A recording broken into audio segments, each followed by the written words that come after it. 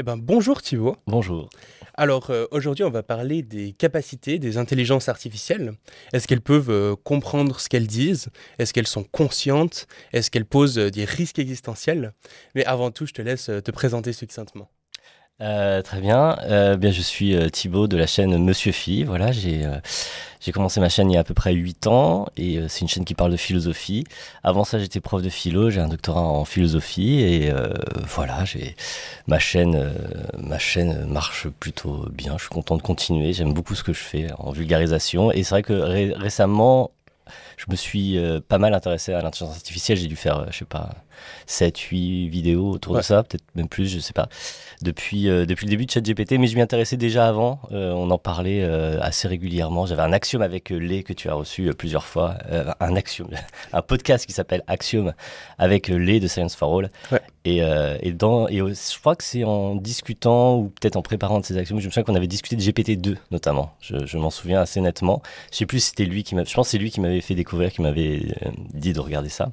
Hmm. Donc voilà, et depuis, je m'étais toujours intéressé à ça, GPT-3 après, et puis voilà, donc quand ChatGPT est sorti, que tout le monde a commencé à s'y intéresser, c'était vraiment un sujet auquel je m'intéressais déjà beaucoup. D'ailleurs, je crois il me semble que j'en avais parlé, genre il y a un live du Vortex, Ok. quelqu'un m'avait renvoyé l'extrait, où pour répondre à une question, j'avais mentionné GPT-3, en gros, parce qu'ils m'ont posé la question, est-ce que des IA pourraient faire de la philosophie? Et j'avais dit, bah écoutez, déjà avec GPT-3, je pense qu'on peut produire des textes de philosophie, mais c'était à l'époque, avant ChatGPT, quoi. Ouais, bien sûr. Donc ça fait un Ouais, bon moment que tu voilà. t'y intéresses.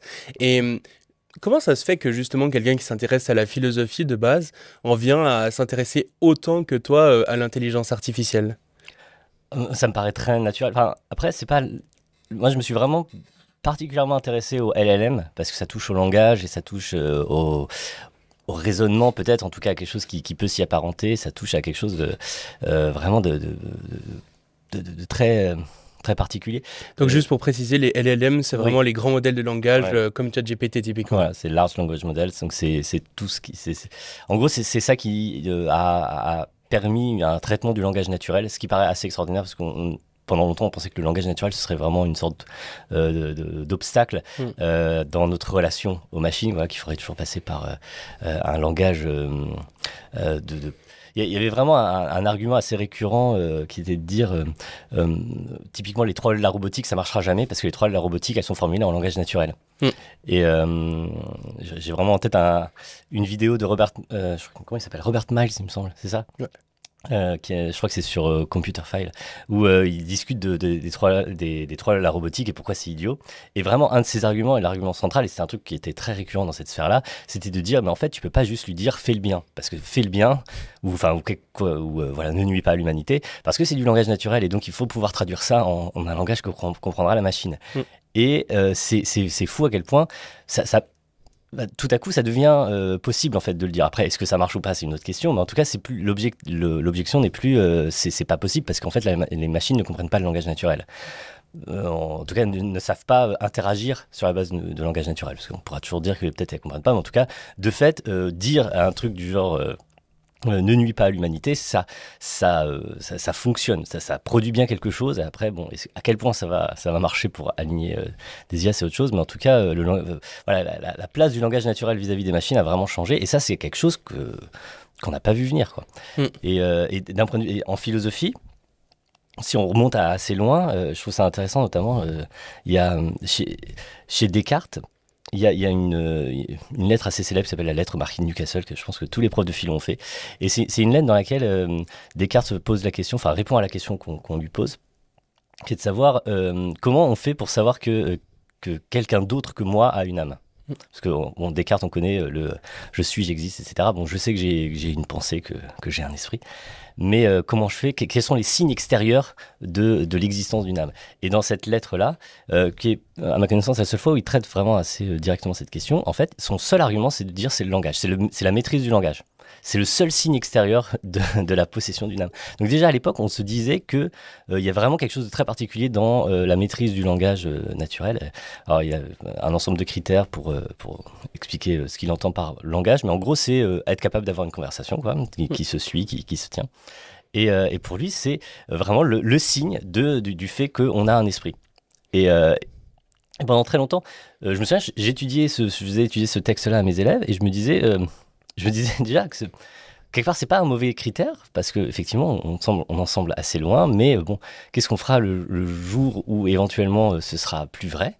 Et là, aujourd'hui, c'est clairement plus vrai. Genre, si on reprend vraiment ce texte-là, je sais pas, la perception qu'on aurait de ce texte-là, elle serait très différente parce que clairement, bah, ou bien il a tort dans ce critère-là, ou bien il faut accepter que les LLM ont une âme selon ce critère-là de Descartes, quoi.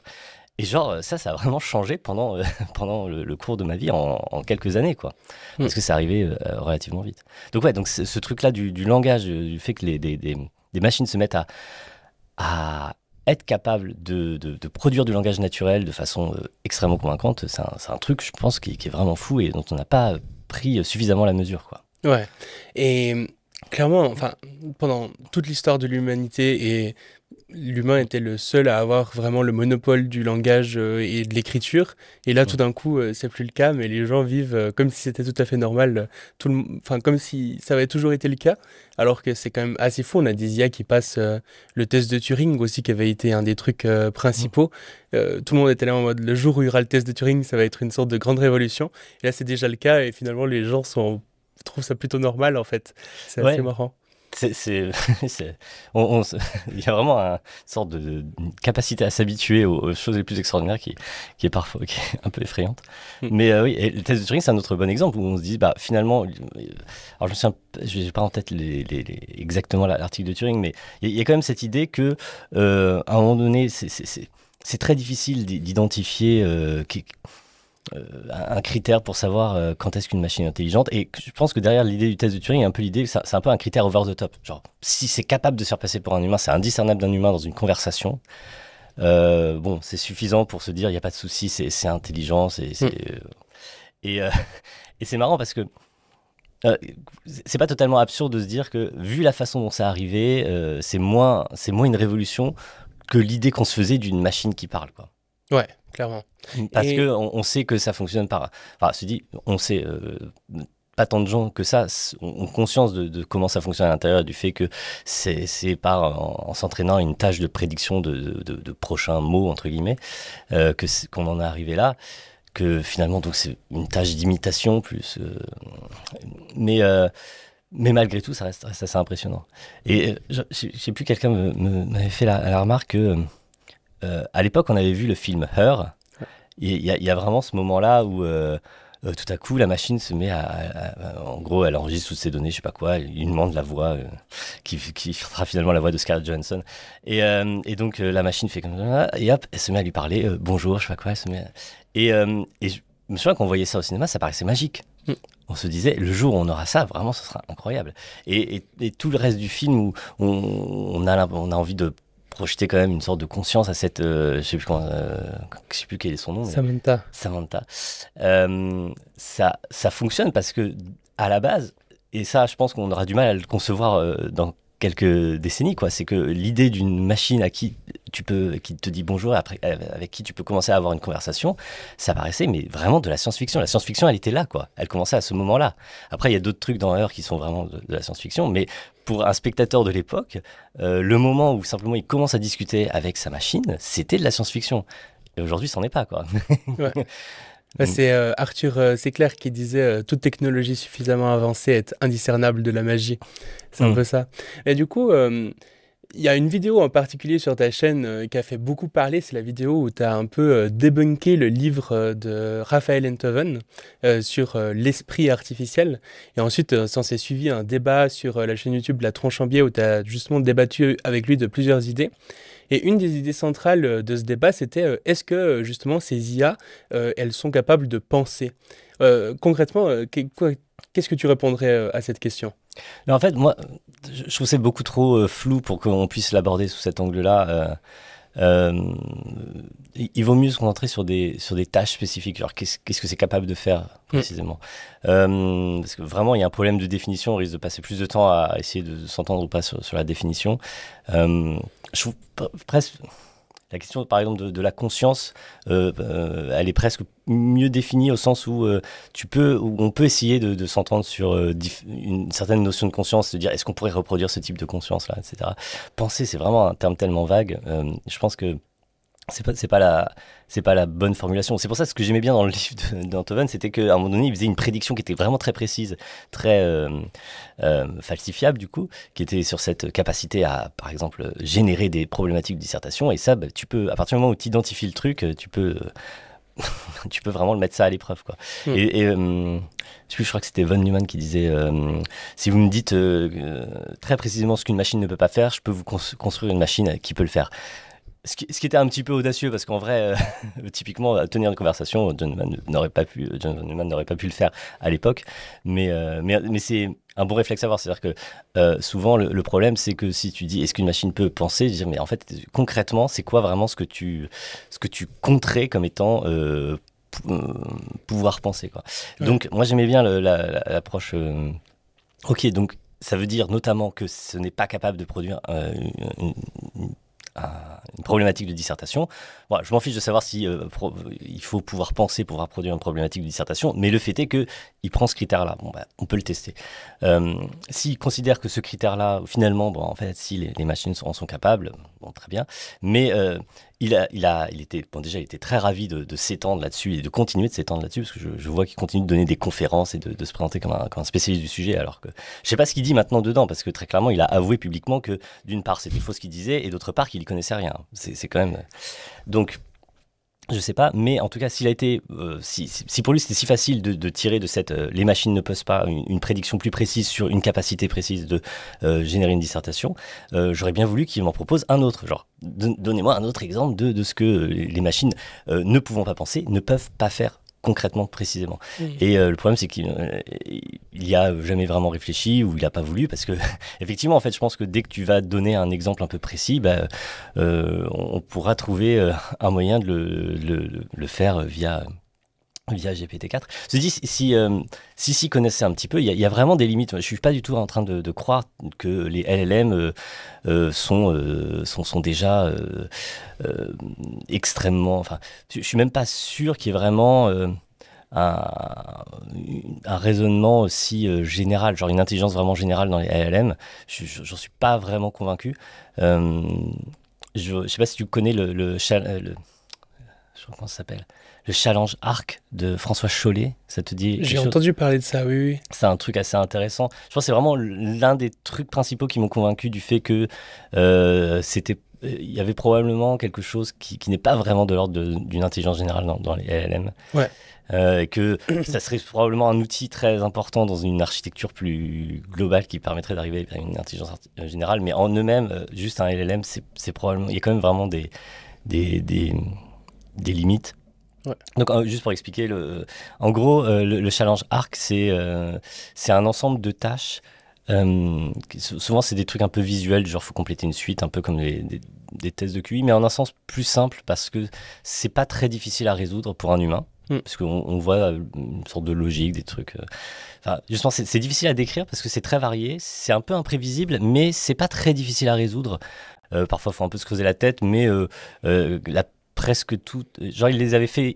Parce qu'un des arguments, c'était de dire que c'était trop difficile pour un être humain, mais en fait, non, il les a fait passer à des êtres humains via la plateforme Mechanical Turk. Je sais pas si tu vois, c'est un truc qu'on utilise beaucoup pour faire des tests de psychologie. Et où les humains sont pas spécialement compétents en général parce qu'ils font ça à la chaîne, ils sont payés pour ça. Enfin bref, c'est même souvent la qualité des données est moyenne, mais malgré tout, en les faisant passer là-dessus, ils se sont rendus compte qu'effectivement les humains sont capables de résoudre ces tâches. Et donc, et le truc, c'est que ça paraît, moi, quand tu les vois, et que tu connais un petit peu les performances de GPT-4, tu te dis non mais c'est bon, ça marche. Et en fait, non, ça marche pas. Vraiment, tu as beau lui présenter les images, on peut présenter des images maintenant, les modèles sont multimodaux, mais ça ne fonctionne pas. Et son argument, c'est de dire, en fait, c'est que les LLM sont, ils sont compétents à plein de choses très différentes. Je risque de très mal exprimer son argument, vaut mieux aller voir ce qu'il raconte. Mais son idée, c'est de dire que l'intelligence, ce serait une capacité à acquérir très vite des compétences dans plein de domaines différents.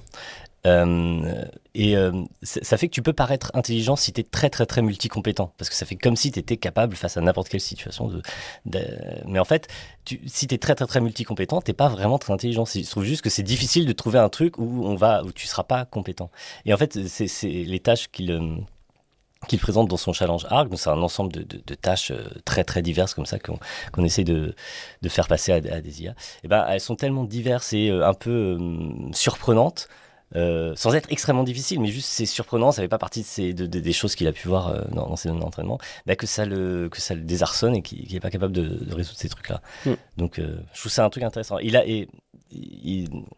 a même un prix de 1 million, je crois, pour la première équipe qui arrivera à résoudre ce challenge ARC avec un système IA, enfin par un LLM ou autre, enfin peu importe. En tout cas, voilà, il le présente vraiment comme un benchmark plus intéressant que tous les trucs du type qui sont très codifiés, comme je sais pas les tests de QI typiquement, où il y a tellement d'exemples dans les données d'entraînement qu'en fait t'as pas besoin d'acquérir t'as pas besoin d'avoir cette intelligence au sens de cette capacité à acquérir plein de compétences très rapidement. En fait, il suffit de t'entraîner, que ça fasse partie de tes données d'entraînement pour être bon à ces trucs-là, quoi. Si vous aimez ce podcast, n'hésitez pas à me soutenir financièrement en passant par les liens en description.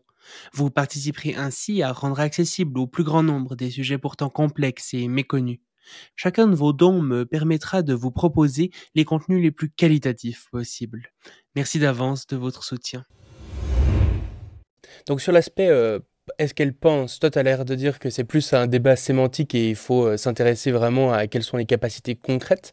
Est-ce que tu dirais la même chose sur l'aspect compréhension? Est-ce qu'elles comprennent ce qu'elles disent? Ou bien là c'est quand même un peu différent, on peut plus tester ça? Pareil, oui, on peut avoir un débat sémantique. Après, moi j'aime beaucoup l'exemple du jeu d'échecs. Je pense que c'est vraiment un des exemples dans lesquels on... Déjà, je pense pas que ce soit un 0 ou 1 compréhension. Je pense qu'il y a vraiment des degrés de compréhension. Typiquement, pendant longtemps, ce que je pensais que les LLM faisaient en jouant aux jeux d'échecs, pour moi, ça faisait qu'ils ne comprenaient pas aux échecs. Parce qu'en gros, donc, comment on peut faire jouer J'ai fait toute une vidéo là-dessus. C'est vraiment un sujet qui m'a passionné, ce truc-là. J'ai un peu arrêté de m'y intéresser après avoir fait ma vidéo. Je pense que ça continue et il y a sûrement des tas de choses. Je trouve que c'est un des meilleurs exemples qu'on puisse avoir pour étudier une capacité bien précise et comment ça se passe à l'intérieur de la machine pour réaliser cette capacité bien précise. C'est quand même une capacité qui n'est pas triviale parce que je joue aux échecs depuis que je suis petit. J'ai jamais été très bon, j'ai jamais vraiment poussé le truc, mais c'est un jeu que j'aime bien. Je trouve que c'est un jeu intéressant.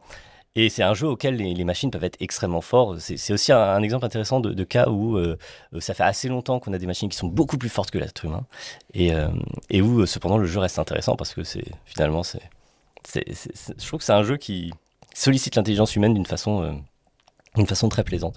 Et donc bref, pendant longtemps, même dès GPT-2, on s'était posé la question, est-ce que, je sais pas, on lui donne un début de partie, donc les parties d'échecs, on peut les noter via des chaînes de caractères, ça tombe bien, on peut dire E4, E5, voilà, ça désigne les premiers coups, puis après il faut répondre, je sais pas.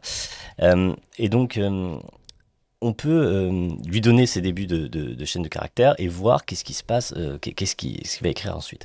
Et on s'était rendu compte avec dès GPT-2, ce que ça produisait, c'était des chaînes de caractères qui ressemblaient, genre vu de loin, à une chaîne de caractères de partie d'échecs. Mais c'est vraiment vu de loin. C'est-à-dire qu'en fait, si tu observes les coups qui sont donnés, tu te rends compte que ça n'a aucun sens.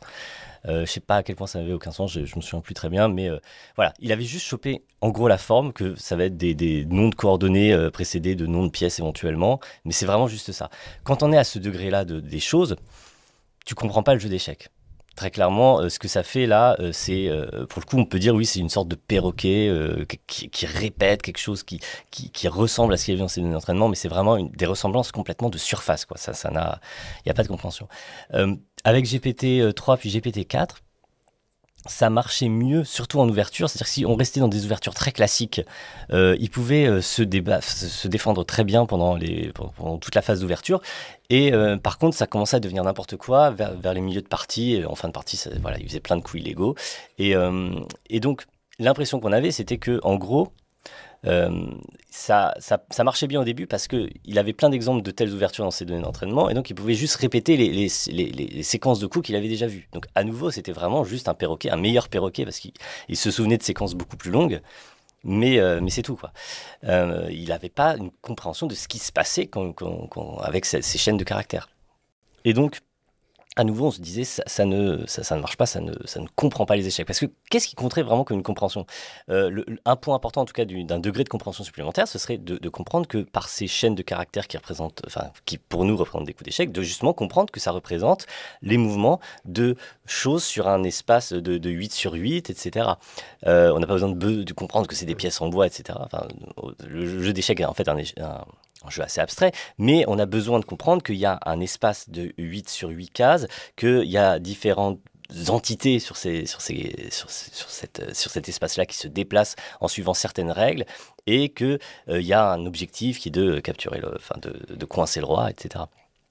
Et il me semble que si on a cette représentation-là qui émerge à partir de ces chaînes de caractères, là, on pourrait parler de compréhension, en tout cas d'un degré de compréhension bien plus profond que simplement le fait d'avoir identifié un certain type de chaîne de caractères et simplement de les recopier telles quelles, quoi. Ce qu'on avait l'impression que GPT-3 et 4 faisaient. Et en fait, ce qui est hyper intéressant avec le cas des échecs, c'est que de façon surprenante, parce que c'est quand même pas du tout trivial, on s'est rendu compte que en fait, même GPT-3, une version de GPT-3 qui est la version GPT 3.5 Turbo Instruct, je renvoie à ma vidéo pour ceux qui veulent plus de détails là-dessus, mais en gros, est capable de faire ça dans certaines conditions bien particulières, et on s'est rendu compte que en entraînant, donc il est capable de vraiment bien jouer aux échecs à un niveau qui ne semble pouvoir s'expliquer que si on a une telle représentation.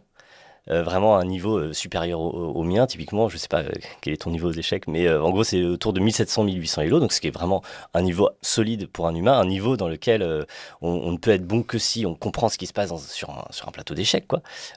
Et en plus, d'autres travaux ont aussi montré qu'en entraînant un LLM relativement petit, juste sur des historiques de coups d'échecs, on peut identifier dans ces représentations, enfin dans ces états de fonctionnement interne, une représentation du jeu, effectivement, et qu'on peut même manipuler cette représentation du jeu, effectivement. Et donc, il me semble que à partir du moment où on a ça, associer vraiment à ces chaînes de caractères, ces représentations de l'espace du jeu et des mouvements des pièces, etc. Un des mecs qui avait fait ça a même trouvé une représentation du niveau des joueurs. Ils ont compris qu'il y avait des joueurs qui étaient plus ou moins bons et qu'on pouvait manipuler cette représentation aussi pour faire jouer plus ou moins bien le LLM. Donc quand on a tout ça, je trouve ça pas aberrant de parler de compréhension du jeu d'échecs. Pour moi, il y a une différence entre justement simplement répéter les coups tels qu'il les a vus dans ces données d'entraînement, mais vraiment en mode perroquet pour le coup, vraiment qui identifie juste des statistiques de surface, des régularités vraiment de surface, et le fait d'associer à ces chaînes de caractères une représentation et de manipuler ces représentations pour générer la suite de la chaîne de caractères. Là, à ce moment-là, je pense que oui, c'est légitime de parler de représentation. Donc là, c'est sur un exemple très précis qui est le jeu d'échecs, mais voilà. Et après, il peut y avoir un degré de compréhension plus profond. J'imagine qu'on pourrait considérer que AlphaZero, voilà, ces IA qui jouent extraordinairement bien aux échecs à un niveau surhumain, ils ont une compréhension encore plus profonde, et que voilà, c'est pas un truc juste de 0 et 1, mais déjà passer de simplement je sais pas du tout de quoi parlent ces chaînes de caractères à j'ai compris que ça parle d'un espace de cases de 8 sur 8 et avec des pièces qui bougent, là on a vraiment une première forme de compréhension qui est quand même pas triviale du tout. Et c'est intéressant ce que tu dis sur AlphaZero, parce que ça veut dire que la compréhension ne se limite pas aux grands modèles de langage. Elle pourrait aussi être typiquement dans AlphaZero, ou bien dans d'autres modèles, par exemple, je sais pas, des modèles qui identifient des images. Est-ce qu'un modèle qui qui arrive à différencier un chien d'un chat, on pourrait dire qu'il comprend ce qu'est un chien, un chat? Qu'est-ce que tu penses de ça? Pour chaque exemple, j'ai l'impression que c'est à chaque fois différent. Il n'y a pas une seule notion de compréhension, il me semble. C'est très complexe, mais c'est presque. J'ai l'impression que c'est plus contrastif, la notion de compréhension. C'est pour ça que j'aime bien l'exemple du jeu d'échecs où tu peux contraster entre l'absence de compréhension que tu as quand tu te contentes de répéter et le premier degré de compréhension que tu as quand tu commences à voir le jeu d'échecs, à voir vraiment l'espace. Mais donc voilà, pareil pour ton exemple de reconnaissance d'image, il faudrait contraster ça à typiquement un modèle qui ne peut pas faire la différence, mais aussi contraster ça avec quelque chose de plus profond où tu serais capable je sais pas, typiquement de pas juste distinguer chat de chien, mais chat de plein d'autres choses. Et voilà. D'ailleurs, le langage, souvent, on a cette idée-là que comprendre le sens d'un mot, c'est comprendre les distinctions qu'il y a entre d'autres mots proches, etc. Enfin bref, c'est jamais isolé. Tu peux pas comprendre un mot. Tu comprends un langage dans lequel se trouve le mot. Et donc. Voilà, c'est difficile de répondre à ce genre de questions sur la compréhension, surtout quand tu isoles sur un truc aussi simple que juste distinguer chat ou chien. Parce qu'un gros argument des gens qui disent typiquement les grands modèles de langage ne comprennent pas, c'est que leur unité fondamentale, c'est même pas vraiment le mot, c'est le token, qui est une sorte de suite de caractères qui généralement n'a pas de sens pour un humain, et son but c'est juste de prédire le prochain token le plus probable, et donc il y a un aspect où finalement ce qu'il essaye de prédire n'a même pas de sens. Donc, et c'est la même chose avec les images, souvent on va prendre pixel par pixel, et donc il y a une vraie question dans le sens où l'unité fondamentale avec laquelle il résonne n'est pas quelque chose qui a du sens en soi, quelque part. Faut pas confondre justement le but que vise l'algorithme et puis les moyens que tu dois mettre en œuvre pour réaliser ce but. Il y a un exemple qui est devenu très célèbre. Enfin, je dis, encore une fois, l'exemple du jeu d'échecs est assez bien pour ça, parce que quand tu dois te prédire comme prochain token le coup que va jouer Magnus Carlsen, bon, le but est ridicule. Et en un sens, on pourrait presque dire que ce que enfin, je pourrais très bien jouer aux échecs en ayant simplement en tête cet objectif-là un peu ridicule, qui est toujours d'imaginer voilà, que ferait Magnus Carlsen à ma place dans cette situation-là. Donc je fais jamais que prédire le prochain coup de Magnus Carlsen. Mais le fait est que si je le fais extrêmement bien, cette tâche-là, je suis un champion d'échecs voilà, du niveau de Magnus Carlsen. Donc tu peux avoir une tâche dont l'objectif est vraiment ridicule et très étroit, et en même temps, ce que ça met en œuvre est très complexe. Et il y a un exemple qui tourne beaucoup, mais qui a été repris par le gars de la chaîne Three Blue, One Brown. J'ai oublié. Tu vois pas, c'est une chaîne de maths. Il a fait 2-3 vidéos sur les Transformers, là, je sais plus combien il en a fait, mais c'est velu, c'est excellent. Et l'un des exemples qu'il a pris, et je l'ai vu de plus en plus repris depuis, parce qu'il est excellent, effectivement, c'est vraiment un génie de la vulgarisation, ce type.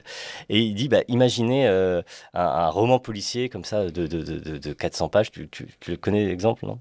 Non, tu l'as jamais entendu parler? Je trouve que c'est un exemple parfait pour montrer pourquoi est-ce que prédire le prochain mot d'un texte, c'est une tâche qui en fait plus complexe qu'elle en a l'air. C'est qu'il dit, voilà, donc il y a tout le roman policier, et tu sais, dans les romans policiers, il y a souvent cette idée que normalement, si tu es attentif, si tu as bien lu, si tu as eu tous les éléments, au moment où on révèle le meurtrier, il y a déjà tous les éléments dans le livre pour savoir qui était le meurtrier. Et donc, tu as tout le roman jusqu'au moment où on va annoncer le nom du meurtrier, et tu dois prédire le prochain token à ce moment-là. Donc, en gros, un token, c'est un peu moins d'un mot, ça dépend, enfin, ça dépend comment le langage a été tokenisé. Mais donc, en même temps, le prochain token, ça va vraiment donner du coup le début du nom ou le nom entier du meurtrier. Pour prédire ce prochain token, il faut avoir compris l'ensemble du roman, en fait. En tout cas, il faut tenir compte de tout ce contexte-là. Et pour vraiment bien le faire, oui, en fait, il faut avoir compris le roman.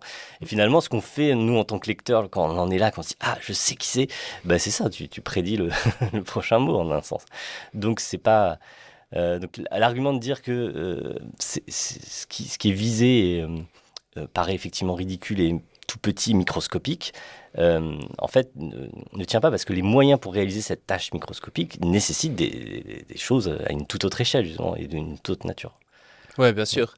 Et si on imagine un LLM qui, simplement, par exemple, un LLM, on pourrait juste lui donner le titre d'un article scientifique et il est capable de compléter parfaitement l'article scientifique. Ça demanderait des capacités absolument délirantes pour faire ça au mieux comme l'auraient fait les scientifiques. Il faudrait même faire une sorte de simulation d'agent presque.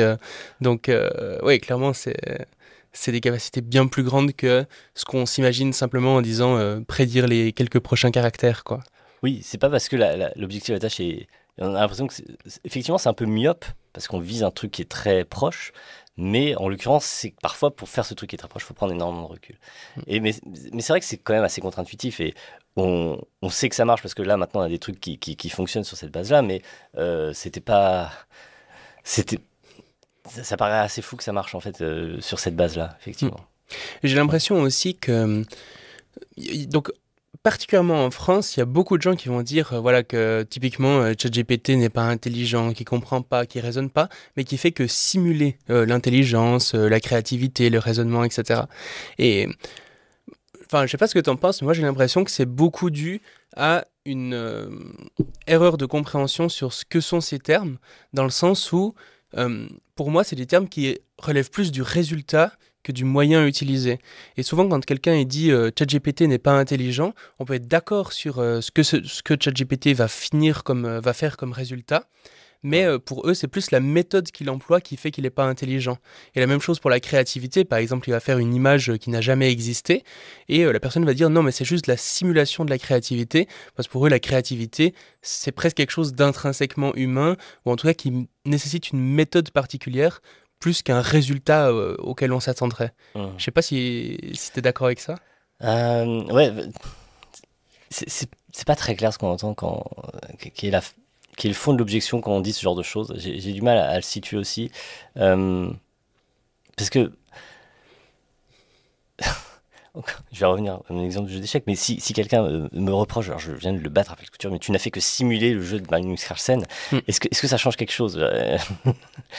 En fin de compte, être capable de simuler la façon dont joue Magnus Carlsen, c'est pas fondamentalement différent de jouer aussi bien que Magnus Carlsen. Je vois même pas exactement ce que ça veut dire. Peut-être juste, ça serait dans le processus intellectuel de je me suis là et je me dis, tiens, qu'est-ce que j'aurais Magnus Carlsen dans cette situation? Bon, ça marcherait pas dans mon cas, hein, parce que c'est pas donné à tout le monde de simuler Magnus Carlsen, mais il y a un côté comme ça. Et en fait, ouais, je peux le comprendre dans certains cas, typiquement quand tu vas poser à un LLM des questions sur la conscience et qui va répondre. Mais en fait, si tu fais ça dans ChatGPT, il va plutôt répondre qu'il n'est pas conscient. Mais si tu prenais un LLM un peu plus brut de décoffrage, tu pourrais très bien avoir des discussions sur la conscience. C'est ce qui était arrivé avec Lambda et j'ai oublié cet ingénieur. Blake Lemoine. Blake Lemoine. Ouais. Je peux comprendre le côté en quoi quelque part c'est le LLM a simulé la conscience au sens où en fait il essayait juste de poursuivre la conversation dans le ton dans lequel, en respectant l'esprit de la conversation, le ton de la conversation, si j'ose dire. Et ça lui paraissait, dans l'esprit, de dire oui, je suis consciente, etc. Et sans que ça trahisse, sans que ça ait forcément un rapport avec c'est pas de l'introspection, c'est pas le résultat de vraiment Lambda a regardé en lui-même et a vu vraiment, a senti son expérience consciente. C'est pas quelque chose de cet ordre-là. Donc, de ce point de vue-là, là, on peut parler de simulation, ça a un sens. Mais effectivement, ouais, c'est un peu ce que tu disais. J'ai oublié un peu ce que tu as dit sur le fait que c'était plus du côté du processus que du résultat. Oui, exactement ça. Ouais, bah ouais, je suis assez d'accord. C'est-à-dire que, mais il y a des tâches dans lesquelles finalement ce qui importe c'est le résultat. Et à ce moment-là, dire oui, mais s'il l'a juste simulé, ça n'a aucun intérêt. Je comprends même pas vraiment ce que ça veut dire. Typiquement, jouer au jeu d'échecs, pour moi, c'est clairement un truc où ce qui fait le critère de est-ce que tu es capable ou non de jouer au jeu d'échecs, c'est le résultat. Et donc, il n'y a aucun sens à simuler. Tandis que, effectivement, dans des trucs où tu vas parler, typiquement quand je dis je suis conscient, on a l'impression que c'est vrai dans la mesure où c'est lié vraiment à une capacité d'introspection. Enfin, ça dépend de ce qu'on appelle exactement conscient, mais si on parle vraiment de conscience phénoménale, etc., on aurait l'impression que ce serait lié à ça. Quand tu dis oui, je sais que j'ai une expérience consciente, etc., c'est parce que je le ressens introspectivement. Et donc, effectivement, si tu as un LLM qui produit cette séquence de mots, là je peux comprendre qu'on a envie d'appeler ça de la simulation parce qu'effectivement le processus par lequel il produit cette séquence de mots n'est probablement pas du tout lié à cette capacité introspective. Oui, c'est ça. Pour juger qu'un LLM il est créatif, qui raisonne, etc., ce qui nous intéresse, c'est plus le résultat de ce qu'il produit. Là où pour la conscience, c'est vraiment le processus qui est intéressant finalement et qui nous dit s'il est conscient ou pas. Oui. Et justement, tu as fait une excellente vidéo d'ailleurs sur la conscience possible des LLM. Est-ce que... ok, je vais te poser une question très difficile, mais si aujourd'hui tu devais mettre une probabilité sur est-ce que c'est possible que ChatGPT soit conscient, quelle probabilité tu mettrais sur le fait qu'aujourd'hui déjà ChatGPT est conscient? C'est quand même trop ambigu pour ça. Enfin, j'ai l'impression qu'une grande part de l'ambiguïté de la difficulté à donner une probabilité à ça sera liée au mot conscient en fait. On va dire, par Donc, exemple, ressentir des émotions. euh, mais c'est plus étroit dans un sens. Enfin, euh, c'est difficile, très bas, hein, mais le truc c'est que si tu veux vraiment donner un nombre précis, parce que c'est quand même, c'est un peu trop facile de juste dire bah, c'est très bas. Enfin, c'est ça en fait, souvent les gens quand ils disent, bah, tu connais très bien ça dans tout ce qui est risque existentiel, etc. Il suffit pas de dire que c'est très bas, que c'est très improbable, que j'y crois pas en un sens. Pour s'en débarrasser, ça vaut le coup souvent d'essayer de mesurer ça. Je saurais pas dire exactement. Je pense qu'un des trucs qui a changé ma perception que j'avais des LLM, c'était la découverte de ces représentations internes liées au jeu d'échecs. Parce qu'en fait, tu te rends compte que, de façon générale, il y a visiblement une capacité à créer des sortes de petites comment dire, de petits modules qui sont assez complexes et qui, voilà, dans le simple but de réaliser une certaine tâche qui finalement est assez dérisoire parmi l'ensemble des tâches dans lesquelles les LLM sont compétents, mais il y a visiblement quand même une partie de ce qui est de ces 100 milliards de paramètres qui sont consacrés qui peuvent être utilisés pour réaliser cette petite tâche-là. Donc il semble qu'il y ait quand même quelque chose comme des modules qui émergent. Ça, c'est pas des modules, on l'a dit, bah oui, et un module qui réalisera telle ou telle tâche. Non, au départ, c'est des chiffres aléatoires, et puis après, voilà, l'entraînement fait apparaître toutes ces fonctions-là. Donc, le fait que des sous-modules qui sont comme ça, aussi complexes, aient pu apparaître dans l'entraînement, je trouve ça. Je sais pas, j'ai trouvé que c'était assez troublant et ça a troublé beaucoup de gens, hein. C'est vraiment cette vidéo-là, c'est la vidéo sur laquelle les experts, enfin les gens qui s'y connaissent, disent ah ok je savais pas et ça me fait vraiment réfléchir sur la nature des LLM. Hmm. Donc pour cette raison-là, ouais, je pense que ça a augmenté cette probabilité-là que et c'est assez terrifiant peut-être. Je pense que c'est pas fou de penser qu'il y a peut-être des formes de proto-conscience. Mais après, il y a aussi une question de temporalité, c'est qu'à quel moment, s'il y a une forme de conscience, vraiment même très minimale, à quel moment elle a lieu, elle serait forcément toujours très ponctuelle, parce que c'est pas un processus qui existe dans le temps, quoi. Limite, ça s'engage au moment où tu lances une requête, et puis après, il y a une sortie, et puis ça s'arrête, quoi. Donc, ça serait très bizarre. Je pense qu'elle est fondamentalement très différente de ce qu'on a nous. D'ailleurs, j'en ai pas parlé dans ma vidéo où je parlais de la conscience dans les LLM, mais l'approche qui est suivie dans l'article qui est pas mauvaise, parce que quelque part, la seule forme de conscience qu'on connaisse, c'est les nôtres ou celle des animaux éventuellement, mais donc c'est voilà, quelque chose de bien particulier, qui est notamment c'est un rapport particulier au temps, et très clairement, c'est très différent dans des LLM. Est-ce que finalement, en cherchant, donc parce que l'approche de l'article c'était finalement de chercher des sortes d'analogues des signes de la conscience chez nous dans des systèmes IA, est-ce que ce truc-là nous condamne pas à ne pouvoir reconnaître comme conscient que des choses qui nous ressemblent beaucoup, qui fonctionnent de façon très similaire, ce qui est peut-être très limitant parce qu'il pourrait y avoir des formes de conscience très différentes.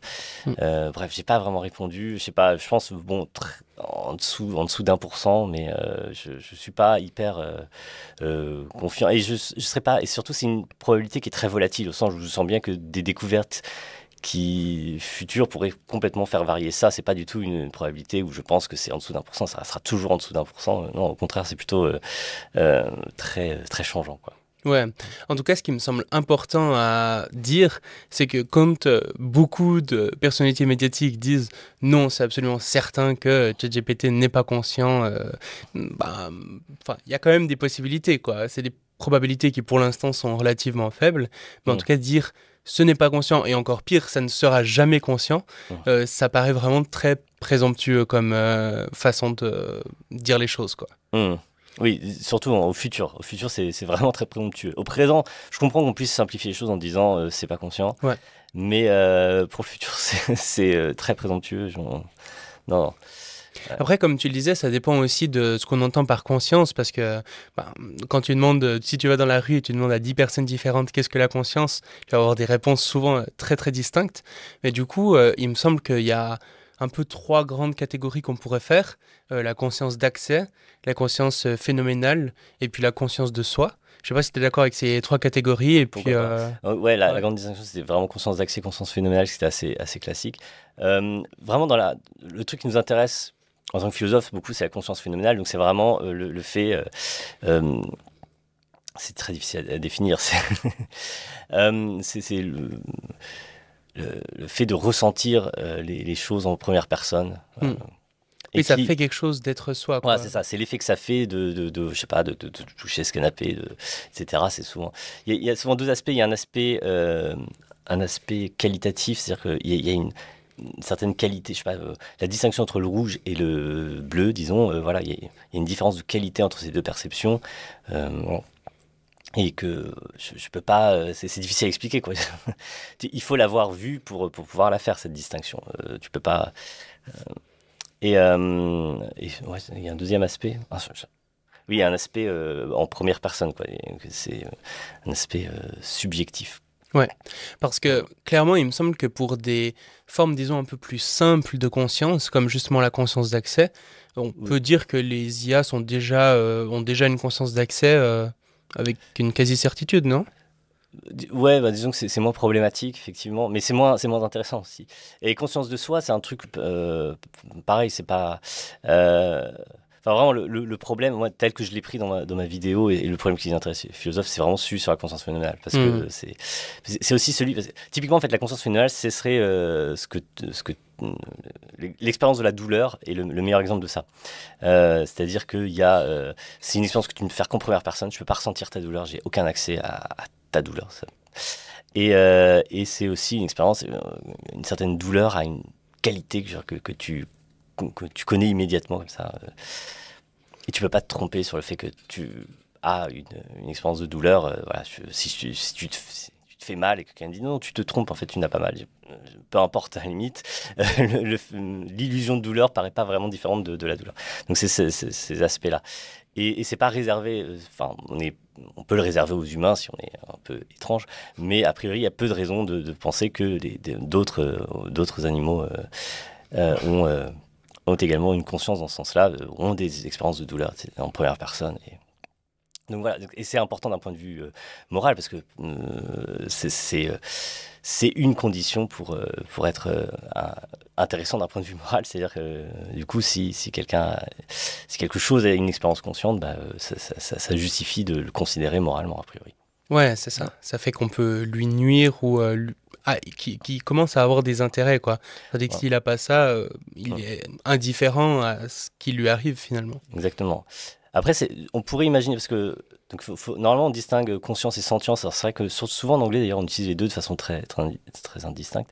Sentience, ce serait vraiment une forme de conscience plus une valence pour les états conscients, c'est-à-dire avec des états positifs ou des états négatifs. Donc, typiquement, ressentir la douleur, c'est un état négatif.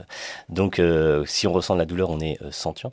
On pourrait imaginer des formes de conscience qui peut-être n'auraient pas du tout de valence, qui ressentiraient les choses. Parce que typiquement, la distinction entre le rouge et le bleu, j'en ai conscience dans le même sens, mais pour le coup c'est plutôt neutre, hein, j'ai pas de préférence particulière pour l'un ou l'autre, donc pour y avoir des formes une conscience non sentiente, ça serait je suis pas trop au fait des discussions en philosophie sur ces questions-là, mais oui, du coup voilà, tous ces concepts-là sont importants et complexes et très difficiles à étudier, parce qu'on touche à des choses qui sont éminemment subjectives et incommunicables. Donc voilà, c'est compliqué, mais ça n'empêche pas qu'on puisse essayer d'y réfléchir de façon rationnelle.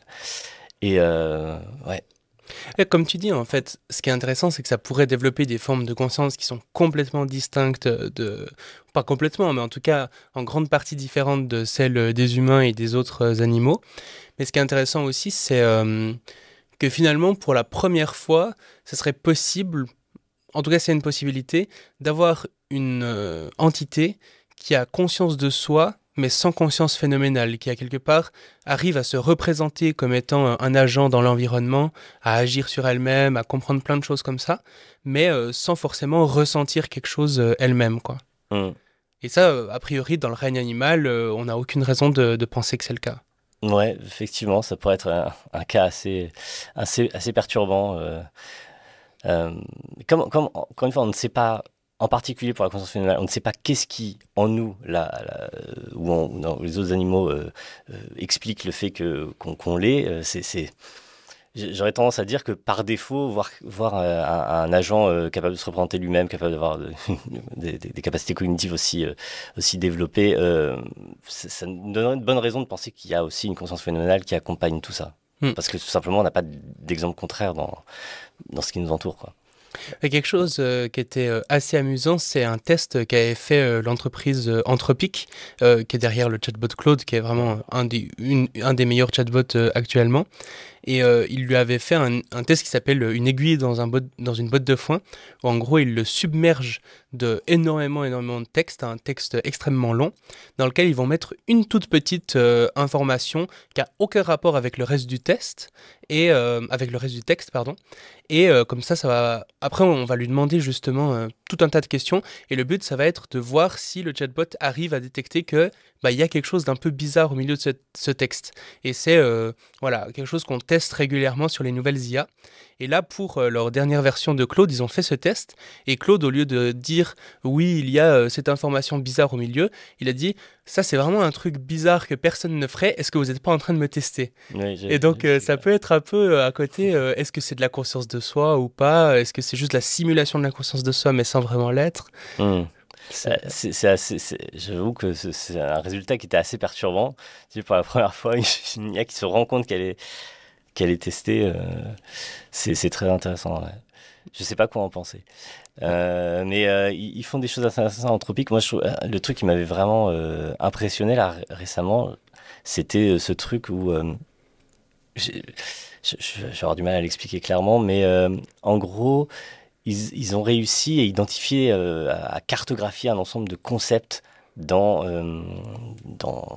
Claude, je sais plus quelle version de Claude, et des concepts d'assez haut niveau en fait.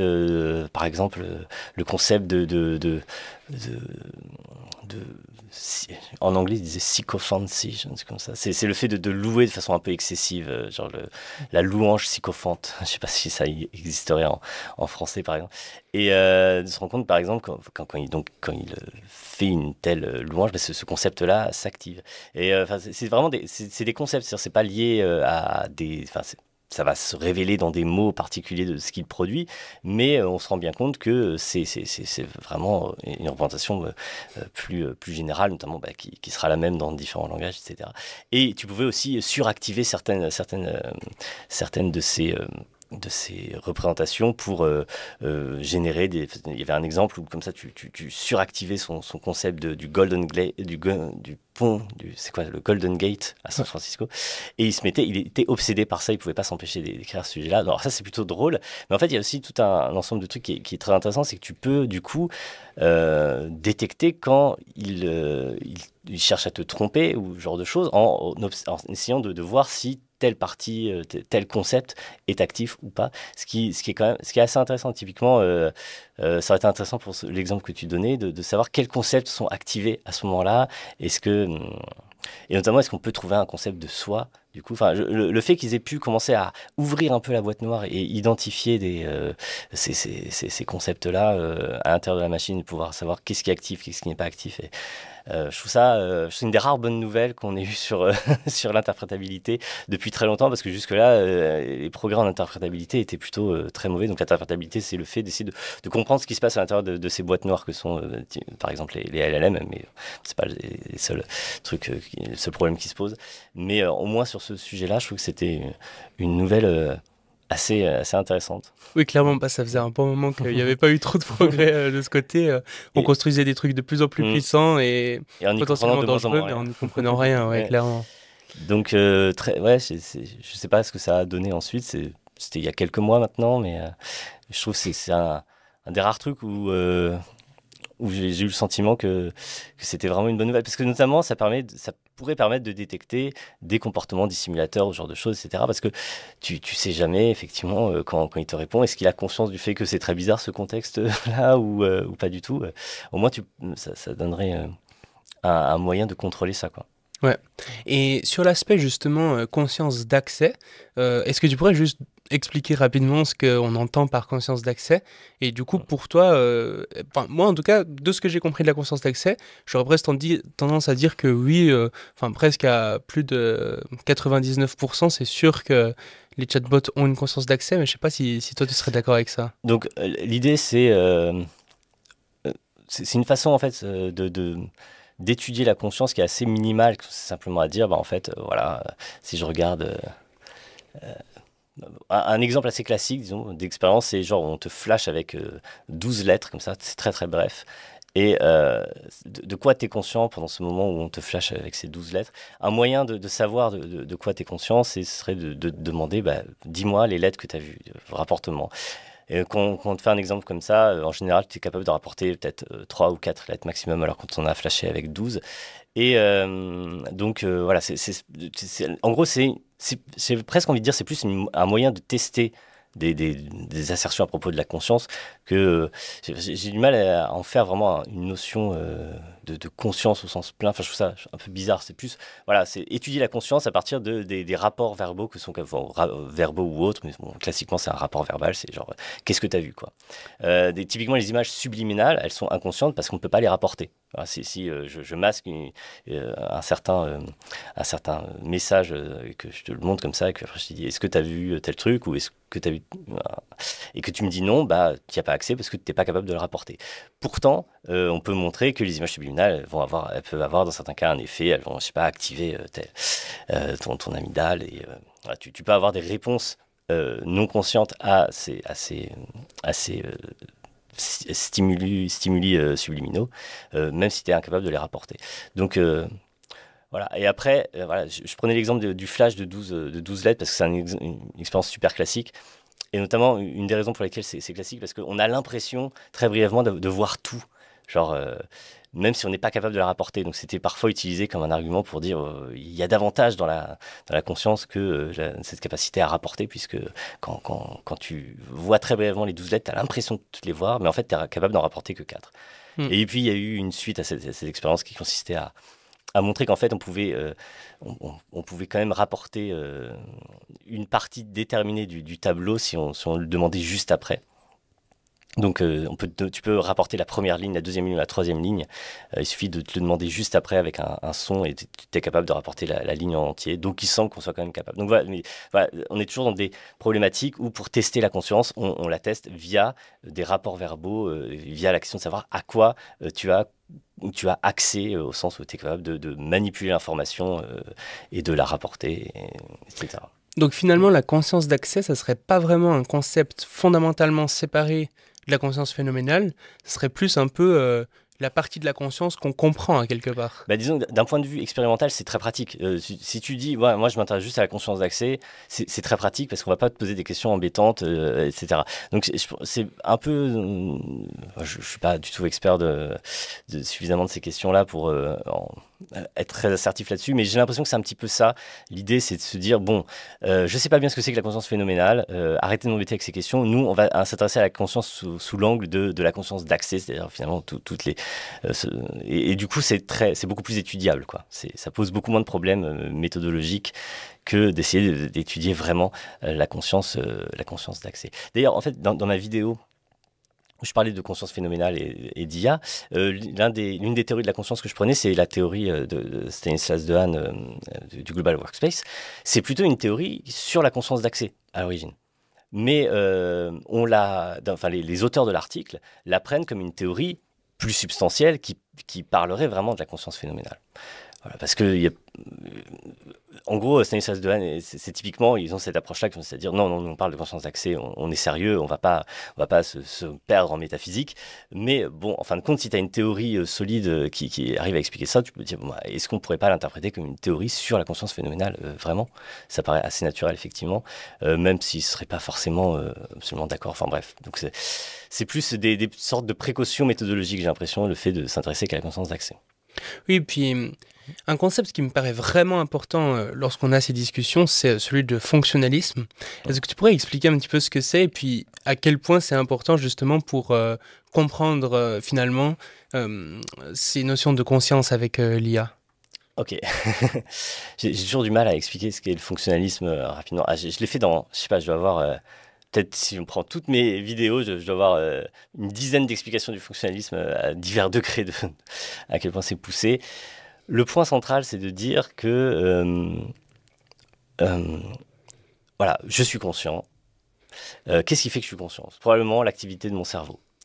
Il y aurait une première approche très basique. Bon, il y a une première approche, c'est à dire non, en fait, c'est pas mon cerveau, c'est genre quelque chose qui se rajoute ou c'est quelque chose qui n'est pas, voilà, qui n'est pas entièrement matériel. Donc, dans ce cas, on est dualiste. Bon, il y a différentes subtilités dans le dualisme, ce qui peut être un peu plus subtil que juste dire il y a une âme qui, je sais pas, interagit par la glande pinéale dans mon corps. Voilà, ça peut être plus subtil que ça, mais en tout cas, il y aurait une première approche qui consiste à dire non, les propriétés mentales, la conscience, etc., elles sont pas physiques, ultimement en tout cas.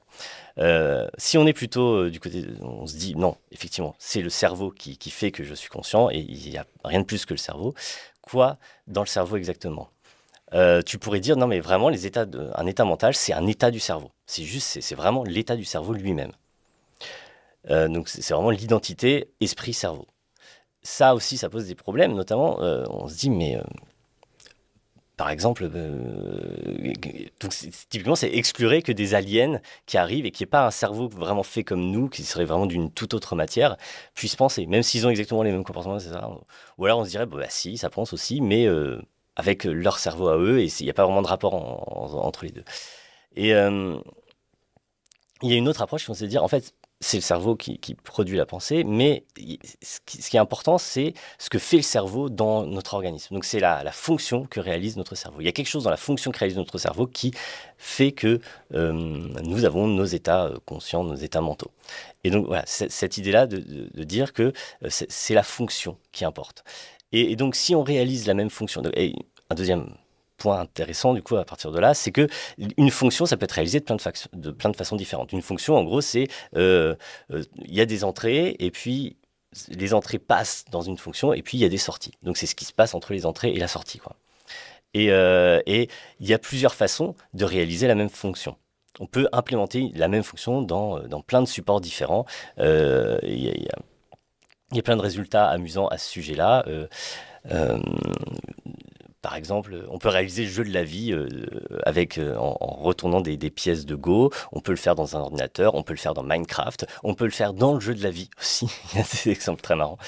Donc voilà, on peut réaliser la même fonction de plein de façons différentes. Donc une conséquence du fonctionnalisme, c'est que si on réalise la même fonction, enfin, en tout cas les aspects pertinents du fonctionnement de notre cerveau dans un tout autre support, le résultat, ce serait quelque chose qui aurait les mêmes états mentaux.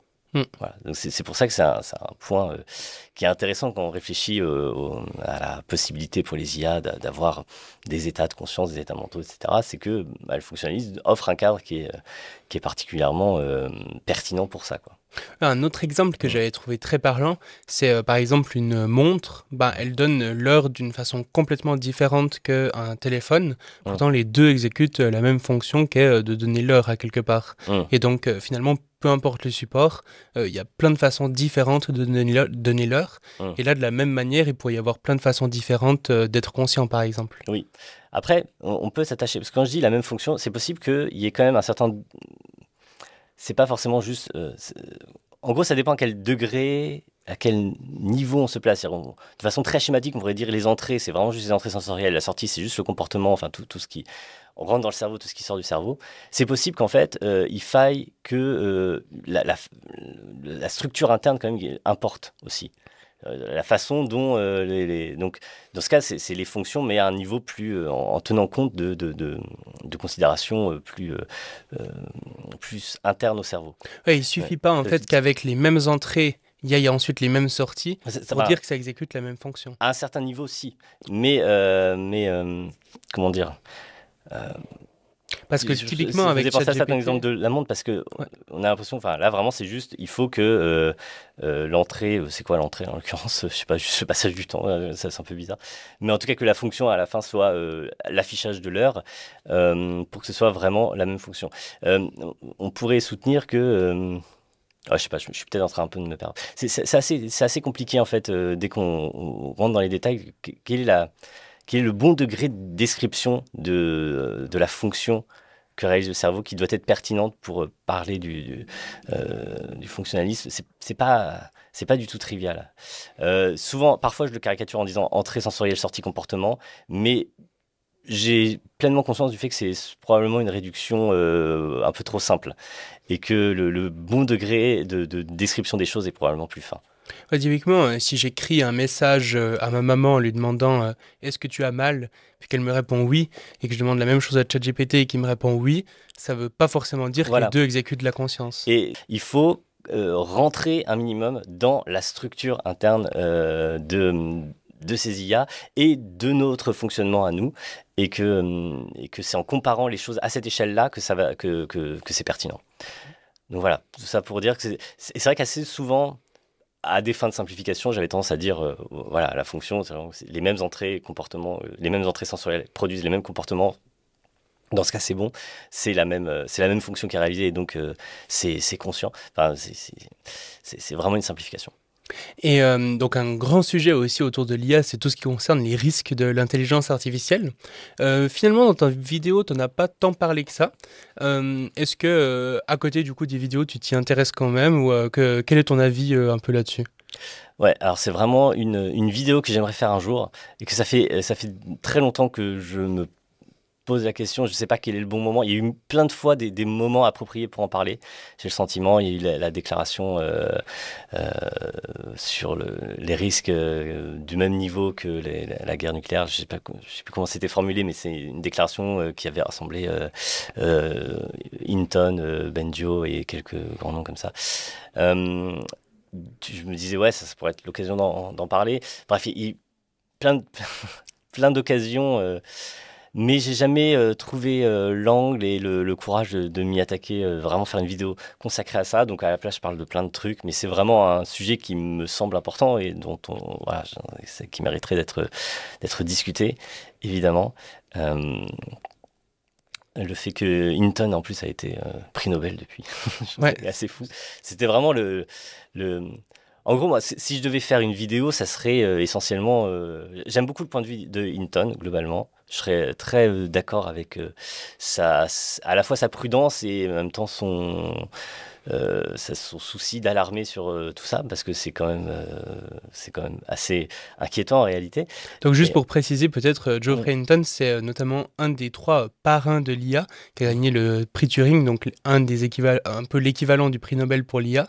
Et en plus de ça, il a récemment gagné un autre, un vrai prix Nobel pour le coup. Et il a récemment du coup quitté Google pour partir un peu en une sorte de croisade médiatique pour avertir un peu du fait que l'IA a quand même des probabilités d'extinction assez grandes. Il me semble qu'il disait qu'il y avait presque 50% de probabilité d'extinction dans ses dernières interventions. ah bon, j'étais pas au courant qu'il était passé aussi... Au à début, ce il point. disait 25 et ensuite on lui a reposé la question. Il disait ouais, je disais ça pour pas me faire trop insulter, mais en réalité, je pense que c'est plutôt 50. D'accord, alors je suis quand même moins... En fait, j'arrive pas à me convaincre à ce point, Mm. mais je pense que moi, ce qui ressort beaucoup de ces interventions, surtout, c'est qu'il dit on ne sait pas. Et j'ai pas la réponse à les questions, et personne n'a la réponse aux questions que vous vous posez, et c'est très effrayant. C'est dans cette mesure-là que c'est très effrayant. C'est quelqu'un qui vous dit que c'est absolument certain qu'il n'y a aucun risque, comme Yann Lequin, typiquement, il essaye probablement de vous vendre quelque chose, quoi. Donc Yann Lequin qui est chef scientifique chez Meta, donc l'entreprise derrière Facebook, etc. On peut soupçonner qu'il a quand même quelques conflits d'intérêts lorsqu'il parle. Oui, et c'est marrant parce que très souvent, dans les médias français, c'est vraiment, les trucs sont complètement inversés. C'est-à-dire que on va dire que les gens qui mettent en garde contre ça et le font pour cultiver une hype de l'IA, pour réussir à vendre plus d'IA. Mais concrètement, Hinton, il a littéralement démissionné de son job pour pouvoir être plus libre d'en parler, justement. Voilà. Et de l'autre côté, on a clairement des gens qui sont dans l'industrie, qui ont clairement un intérêt direct à dire que l'IA est safe et dont on accueille la parole comme si justement c'était la parole de la raison, quoi. Je trouve ça assez fou, quoi. Et la qualité du débat en France sur ces questions-là, c'est vraiment en dessous de tout. Et c'est pas juste Antoven. Je dirais Antoven, c'est vraiment même vous écoutez une émission sur une radio grand public, il y a toutes les chances pour que ce soit lamentable, en particulier quand on aborde ces questions de risque. C'est assez terrible. Mais vraiment, je compte un jour en parler de façon bien construite dans une vidéo. Je ne sais pas encore exactement comment je vais faire les choses. Moi, j'aime bien présenter. C'est pour ça que j'aimais bien cette petite déclaration qu'ils avaient faite.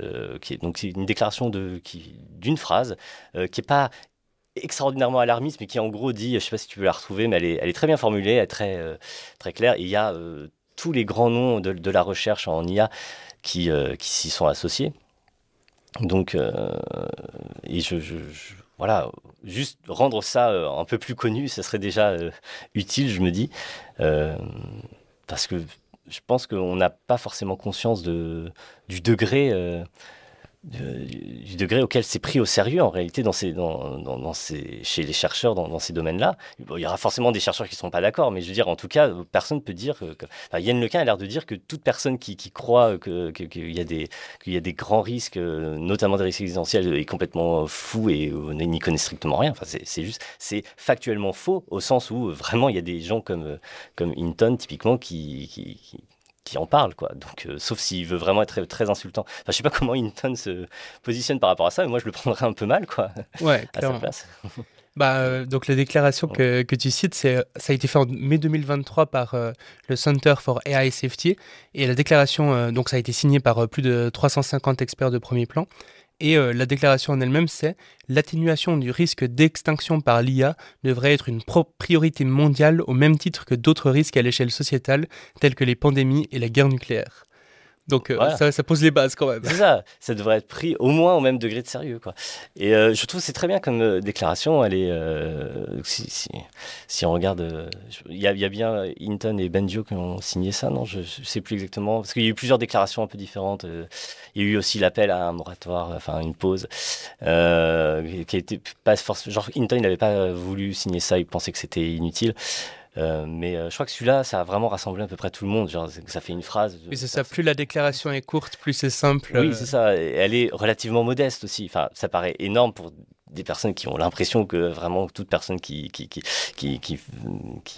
met en avant de tels risques est folle, évidemment. Voilà, on ne s'attend pas à trouver Yann Lequin signer cette déclaration. Mais sinon, elle est plutôt modeste et voilà, et donc moi, non, oui, c'est un sujet que je trouve passionnant, un peu vertigineux, et voilà, et c'est vrai que bon, il y a des gens qui rendent pas service à ce genre. Le fait que ce soit associé de près ou de loin à Musk ou à ce genre de choses, ça rend pas service en fait. T'as l'impression ou aux long-termistes ou des gens comme ça. Ça peut être un peu compliqué, mais je pense que les bases de ça sont tout à fait saines. Et c'est voilà, typiquement cette affirmation-là, je suis entièrement d'accord avec. Et je pense que ça mériterait au moins une vidéo. Effectivement, j'en ai très peu parlé sur ma chaîne parce que aussi, une des raisons pour lesquelles j'en parle très peu, c'est que si je veux en parler, je veux vraiment consacrer une vidéo pleine qui me permette d'exposer clairement pourquoi est-ce qu'ils en viennent à dire ça. Et c'est pas... Enfin, je pense qu'au fond, l'argument n'est pas si compliqué d'ailleurs, hein, mais il y a un côté, il y a tellement de résistance vis-à-vis de ça, et je comprends tout à fait la résistance qu'on peut avoir à l'idée de considérer vraiment ces choses-là comme si risquées. Donc voilà, je voudrais prendre le temps d'exposer ça bien. Et d'ailleurs, est-ce que tu penses que le fait qu'une IA soit consciente ou pas, ça pourrait changer quelque chose au risque existentiel? Genre, si elle est consciente, il y a moins de risques ou quelque chose comme ça, ou c'est complètement orthogonal à quelque part, ça s'influe pas l'un l'autre? Je, je, je pense pas que c'est. Je pense que ça peut être relativement détaché. C'est pas totalement orthogonal, mais je suis même pas sûr de savoir dans quel sens prédire. Est-ce que c'est Ça, ça paraît bizarre que ça n'aurait pas de lien, mais je suis pas sûr de savoir. Est-ce que tu as plus, par exemple, un instinct de préservation parce que tu es conscient? Je suis même pas si sûr que ce soit si clair. Enfin, non, ouais, je pense que c'est vraiment assez détaché. En tout cas, ne compliquons pas la tâche des choses. T'as pas besoin d'avoir des positions. Je pense aussi que ça serait un piège, c'est de dire bon bah si il faut que ça devienne conscient pour que ce soit dangereux, bah, tu pourrais être rassuré en disant mais ça sera jamais conscient parce que telle ou telle raison. Et donc je pense qu'il vaut mieux faire des arguments qui reposent sur des prémices aussi larges et simples que possible plutôt que d'avoir besoin de ce genre de précision. Hmm. Et finalement, dernière question que je pose à tous les invités pour finir l'entretien, c'est en gros si tu étais sur une scène avec l'humanité entière face à toi, un micro dans les mains, et que tu devais transmettre un message, celui qui te paraît le plus important en quelques minutes, qu'est-ce que tu aimerais dire? Je sais, j'ai regardé quelques-unes de tes émissions, à chaque fois il y avait ça à la fin, et je m'étais dit, tiens, il faudrait que je réfléchisse à un truc intelligent à dire, je n'ai pas réfléchi du tout. Je sais pas, moi je trouve ça terrifiant, et je pense que je pense que c'est une responsabilité beaucoup trop grande. C'est très difficile de faire passer un message à l'humanité entière qui ne soit pas déformé par la plus grande part du public. C'est difficile de trouver un... déjà, ça suppose que l'humanité entière parle la même langue que moi. Mais ne serait-ce qu'à un très petit niveau, quand j'étais prof, j'étais toujours un peu terrifié par le fait que il fallait que un élève qui écoute d'une oreille très distraite retienne quelque chose de mon cours qui ne soit pas faux. Et c'est une contrainte qui est très difficile. Et qui est très difficile à satisfaire. En plus, si tu veux aussi satisfaire les élèves qui, eux, au contraire, sont actifs et ont envie de garder un maximum d'informations de ton cours. Voilà, donc et réussir à satisfaire ces deux exigences à la fois, c'est compliqué. Typiquement, parfois, je vais dire un truc qui est un petit peu faux, une imprécision, et puis je vais passer un peu de temps à préciser les choses. Et en fait, ça va juste noyer le message principal qui, finalement, aurait pu être retenu si j'en étais resté là. Les élèves qui sont actifs vont bien le retenir, mais les élèves du fond vont pas bien le retenir. Donc, voilà, c'est un peu ce problème-là, mais multiplié à l'échelle de l'humanité. Et du coup, là, je suis là, je sais pas quoi dire. Ok, ouais. Donc, je pense que je vais juste... ce qui me dérange, c'est que je pense que d'autres ont beaucoup moins de scrupules vis-à-vis de ça. Et peut-être juste simplement leur dire, ne faites pas confiance à ce que disent les autres. Enfin, voilà. Oui, c'est ça. Généralement, ceux qui sont le plus rapides à répondre à Voilà. ce genre de questions, c'est souvent les gens dont il faut le plus se méfier. Exactement, c'est ça. Je pense que quelqu'un qui n'est pas terrifié à l'idée de faire ce genre de déclaration face à l'humanité tout entière, méfiez-vous-en. Donc toute personne qui s'exprime de façon sans aucun scrupule dans ces conditions-là, méfiez-vous-en. Voilà. Fantastique. Bah, merci beaucoup pour ce message que je ne peux que rejoindre et merci beaucoup pour cet entretien qui était fort intéressant. Merci pour l'invitation, c'était chouette.